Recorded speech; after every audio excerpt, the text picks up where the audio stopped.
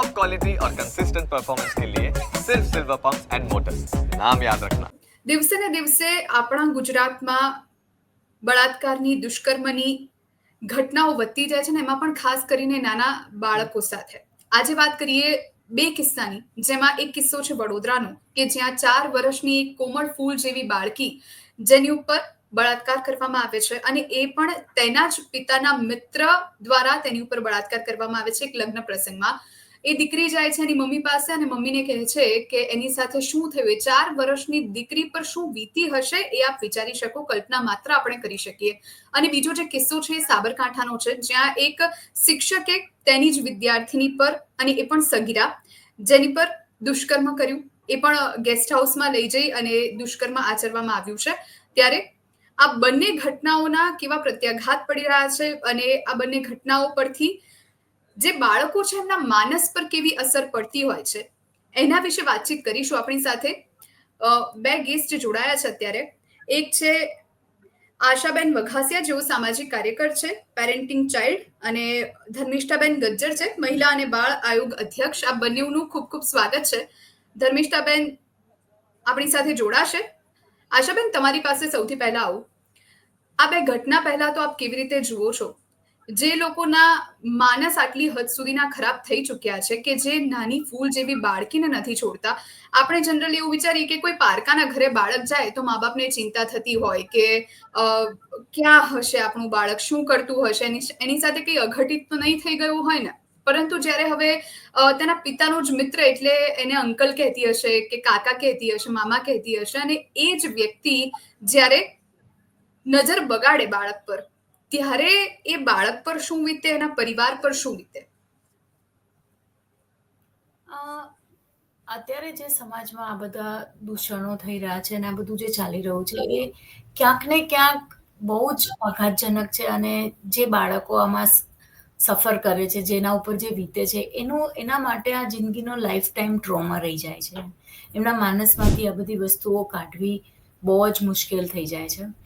અને જ્યારે આપણે માતા પિતાની વાત કરીએ તો માતા પિતા હંમેશા બાળક માટે સારું જ ઈચ્છતા હોય છે, પણ ઘણીવાર માતા પિતા તરીકે આપણે ક્યાં વિશ્વાસ મૂકવો, ક્યાં નહીં મૂકવો, એમાં ગાફેલ થઈ જતા હોઈએ. આપણને એમ લાગે કે આ આપણી સાથે રોજે જ બેસે ઉઠે છે, આપણા સંબંધીઓ છે કે આપણા મિત્રો છે કે જે પણ છે, પણ ક્યાંક ને ક્યાંક આ જે વિશ્વાસ છે એની અને આ જે ઘટનાઓ ઘટે છે એની વચ્ચે બહુ પાતળી રેખા હોય છે. અને મા બાપ તરીકે આપણે એ સમજવું બહુ જરૂરી છે કે આપણે કઈ જગ્યાએ કેટલું ધ્યાન રાખવું, શું કરવું. આપણી બાળકી છે તો એને કેટલી બાઉન્ડ્રીઝ આપણે ક્રિએટ કરવી, એ મા બાપ તરીકે આપણે ધ્યાન રાખવાની જરૂર છે. ઓકે, આ બે ઘટનાઓ આજે બની છે. એકમાં તો ભલે નાની બાળકી છે, પરંતુ જે બીજી ઘટના છે એના વિશે હું તમને થોડી માહિતી આપું તો સાબરકાંઠામાં એક ટીચર છે, એ ગેસ્ટ હાઉસમાં બર્થડે સેલિબ્રેશનના નામ પર એક સગીરાને લઈ જાય છે અને ત્યાં આધાર કાર્ડ પણ એ પોતાની વાઈફનું આપે છે, એટલે જે સાચી ઓળખ સગીરાની છે એ છતી ન થઈ જાય. અને ત્યાં લઈ જઈ અને પછી એની પર દુષ્કર્મ કરે છે અને ત્યારબાદ સગીરા જણાવે છે તેના ઘરે જઈ તેના પરિવારને, અને ત્યારબાદ આખું પોલીસ કેસ થાય છે. અને હવે તે જે ફરાર થયેલા શિક્ષક છે તેને શોધવાની તજવીજ હાથ ધરવામાં આવી રહી છે. આવી ઘટનાઓને લઈ જ્યારે શિક્ષક જ હેવાન બને તો પછી બાળકોનું શું?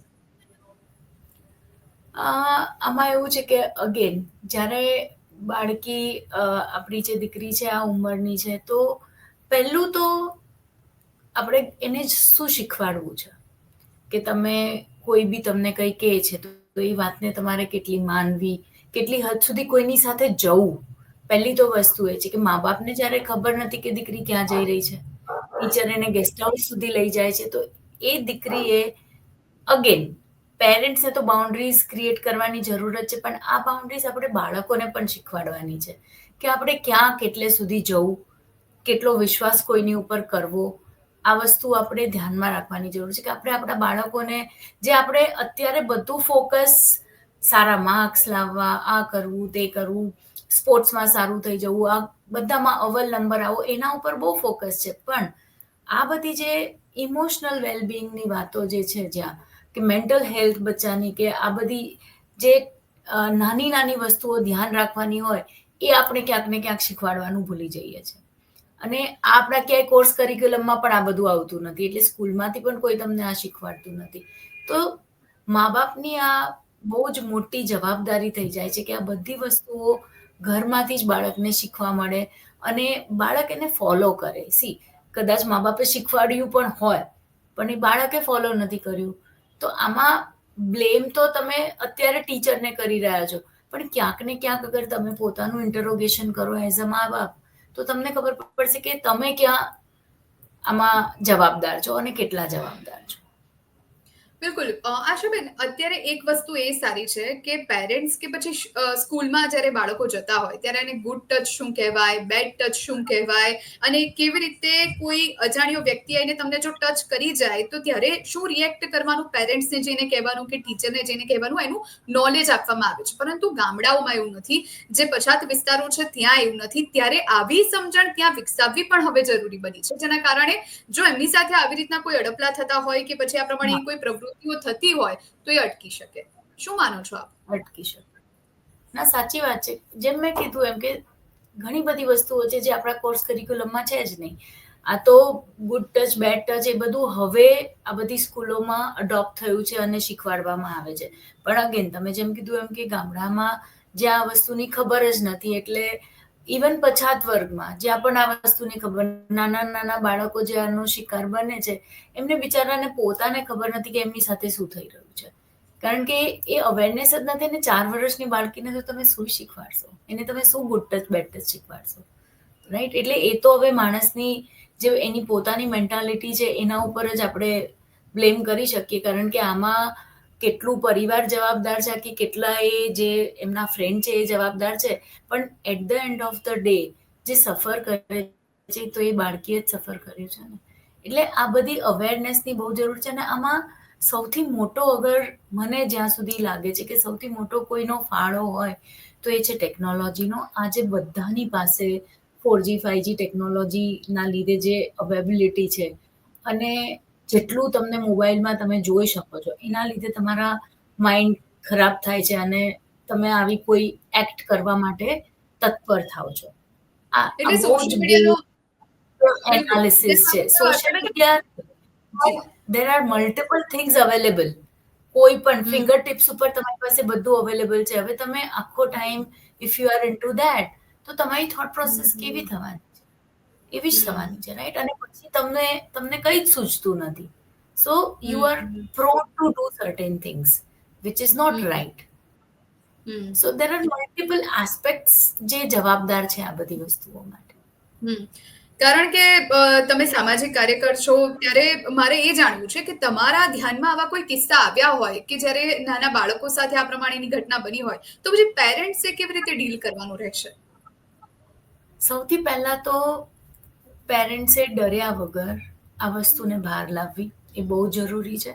કારણ કે જ્યારે તમે ડરીને કે તમે શરમમાં આ બધી વસ્તુઓને સપ્રેસ કરી દો છો, દબાવી દો છો, તો એક તો એ જે સફર થયું છે એ તો થયું છે, પણ બીજા કોઈ પણ કદાચ ત્રીજા 4 લોકો એનાથી સફર થશે એ જ વ્યક્તિથી, જો તમે આ વસ્તુ બહાર નહીં લાવો તો. કારણ કે પેલાને તો છૂટ મળી ગઈ, એને ખબર પડી ગઈ કે આ કંઈ બહાર આવવાનું નથી, right? So first of all, જે પણ થયું છે એ તમે ડર્યા વગર કે શરમ ફીલ કર્યા વગર આ વસ્તુને બહાર લાવો.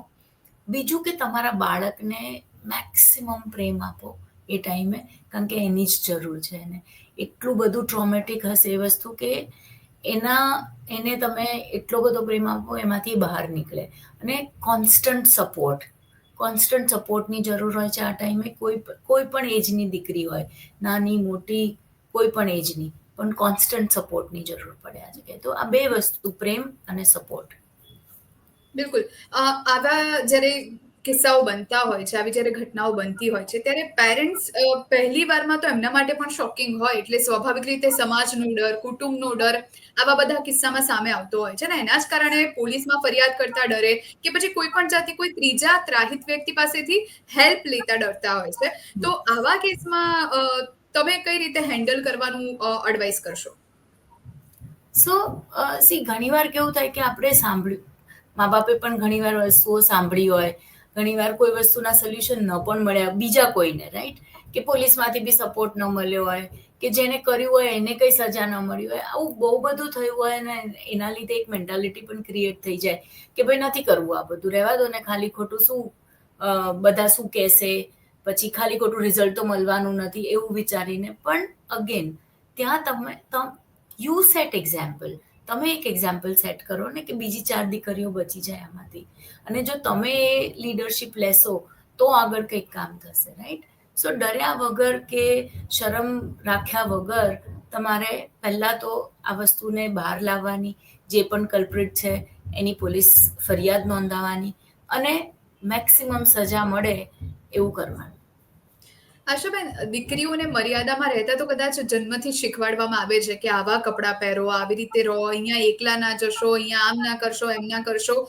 100 જાતના રિસ્ટ્રિક્શન્સ દીકરી પર લાદવામાં આવે છે, પછી એ ગામડાની હોય, શહેરની હોય કે કોઈ પણ પરિવારમાંથી આવતી હોય. આપણે પણ જોતા હોય છે ને, આપણે ક્યાંક ને ક્યાંક એ અનુભવ્યું જ હશે. પણ દીકરાને શા માટે કોઈ અત્યારે એવું નથી શીખવાડતું કે તમારી નજર સરખી રાખો અને તમારા વ્યવહાર સરખા રાખો કે કાલે ઉઠીને કોઈની દીકરી અનસેફ ફીલ ના કરે તમારી સામે? હવે દીકરાઓને સમજણ આપવી કેટલી જરૂરી છે, એમની માનસિકતા સુધારવી કેટલી જરૂરી છે? ખૂબ જ જરૂરી છે. કારણ કે જ્યારે તમે દીકરાને નર્ચર કરશો તો જ તમે આ વસ્તુને રોકી શકશો ને. આજે તમારે જો આ બધું નથી જોઈતું સમાજમાં, તો સૌથી પહેલું સ્ટેપ તમારું એ જ હોવું જોઈએ કે તમે તમારા દીકરાને શીખવાડો કે કેમ આ નથી કરવાનું, રાઈટ? કેમ તમારે આવી રીતે નજર નથી બગાડવાની કે કોઈની છોકરીની સાથે તમારે કંઈ અડપલા કરો કે ખોટી નજર નાખો કે કંઈ પણ કરો, એ કેમ નથી કરવાનું. અને આજે તમે દીકરાના માતા પિતા છો તો તમારી સૌથી પહેલા ડ્યુટી આવે કે તમે એને સ્ત્રીની રિસ્પેક્ટ કરતા શીખવાડો. પહેલા તો તમે તમારી મધરથી જ ચાલો. સૌથી પહેલી ફાધરની ડ્યુટી આવે કે તમે તમારી મધરની રિસ્પેક્ટ, જ્યારે એ બાળક એની મમ્મીની રિસ્પેક્ટ કરશે ઓટોમેટિકલી એ બીજા બધાની રિસ્પેક્ટ કરતા શીખશે. સો ઘરમાં જ એક વાતાવરણ એવું હોવું જોઈએ કે જ્યાં સ્ત્રીની રિસ્પેક્ટ થાય છે અને એ બાળક જોવે છે. અને જ્યારે એ બાળક એવું જોવે છે ત્યારે ઓટોમેટિકલી એ બાળક એવું શીખશે. એટલે સૌથી બિલકુલ પહેલું આશાબેન. જ્યારે કપલ્સમાં જ્યારે રિલેશનશિપની આપણે વાત કરીએ તો સૌથી પહેલું એ જ છે કે તમે એકબીજાને રિસ્પેક્ટ કરો અને એ તમારું બાળક જોવે છે એટલે ઓટોમેટિકલી. હવે તમે જ્યારે દીકરાના મા બાપ છો ત્યારે તમારે સૌથી પહેલું એ ધ્યાન રાખવું પડે કે આજે તમારો દીકરો રાત્રે 12 વાગે બહાર જાય છે કે ઘરેથી મોડો આવે છે કે કંઈ પણ છે તો તમે એને બહુ ક્વેશ્ચન નહીં કરશો. જો તમારી દીકરી આ કરશે તો તમે એને ક્વેશ્ચન કરશો, રાઈટ? તો જ્યારે તમારી પાસે તમારા એક દીકરો ને દીકરી છે તો આમાં પણ તમે થોડી સમાનતા રાખો કે તમે ક્વેશ્ચન તમે બેયને સેમ જ પૂછો. કે અગર તમે દીકરીને એવી રીતે રાખો તો તમે દીકરાને પણ એવી જ રીતે રાખો કે એના માટે be what is right and what is wrong એ હોવું જોઈએ. ખાલી દીકરી માટે ન હોવું જોઈએ. બિલકુલ આશાબેન, આશા રાખીએ કે આ પ્રમાણેની ઘટના હવે સાંભળવા ના મળે અથવા તો ઓછી મળે, આનો રેશિયો હવે ઓછો થાય. કારણ કે કોમળ ફૂલ જેવી બાળકી ઉપર જ્યારે આ વીતે ત્યારે આપણને સાંભળીને રૂવાટા ઊભા થઈ જાય તો એના પરિવાર પર કે દીકરી પર શું વીતી હશે આપણે ખાલી કલ્પના જ કરી શકીએ. આભાર આશાબેન, અમારી સાથે આપ જોડાયા અને જે ચર્ચા હતી એમાં ભાગ લીધો એ બદલ. Thank you so much. I think ત્યારે જ ઓછું થશે ત્યારે કેન આઈ સે? જી જી જી બિલકુલ. સો આઈ થિંક ત્યારે જ ઓછું થશે જ્યારે ગવર્મેન્ટ આમાં કોઈ સ્ટ્રિક્ટ એક્શન લેશે. જે કોઈ આવું કરે છે એને જ્યારે વધારેમાં વધારે સજા થવાની ચાલુ થશે ને ત્યારે કદાચ આ રેશિયો ઓછો થશે. કારણ કે અત્યારે લોકો છૂટી જાય છે, લોકોને ઓછી સજા થાય છે અને કેસ બહુ લાંબા ચાલે છે. એમાં ક્યાંક ને ક્યાંક આ વસ્તુ વધારે થાય છે કારણ કે ડર નથી ને. જ્યારે ડર આવશે ને ત્યારે જ આ ઓછું થશે. એટલે કાયદા હવે કડક થવા જ જોઈએ. કારણ કે મોટી મોટી વાતો કરીએ તો ખાલી વાતોથી તો કોઈને ન્યાય નથી મળતો. કાયદાથી અને સજા આપવાથી જ ન્યાય મળે છે, જેના કારણે બીજા લોકો આવું કરતા ડરે. Thank you so much Ashaben, અમારી સાથે જોડાયા. જી થેન્ક યુ. જી thank you so much Ashaben, અમારી સાથે જોડાવા માટે. તો આ હતા આશાબેન કે જેમણે અમારી સાથે ચર્ચામાં ભાગ લીધો અને કેવી રીતે આ ક્રાઇમ રેટ ઘટાડી શકાય અને જે વ્યક્તિ ઉપર વીતે છે તેમને હવે કેવી રીતે આગળ જીવનમાં વધારવા તેને લઈ અને વાતચીત કરી અને તેમની સાથે કેવો વ્યવહાર કરવો, પેરેન્ટ્સે શું ધ્યાન રાખવું તેના વિશે મારી સાથે વાતચીત કરી. આ સાથે ખાસ ચર્ચામાં અત્યારે બસ આટલું જ. આપ જોતા રહો ન્યૂઝ કેપિટલ. નમસ્કાર.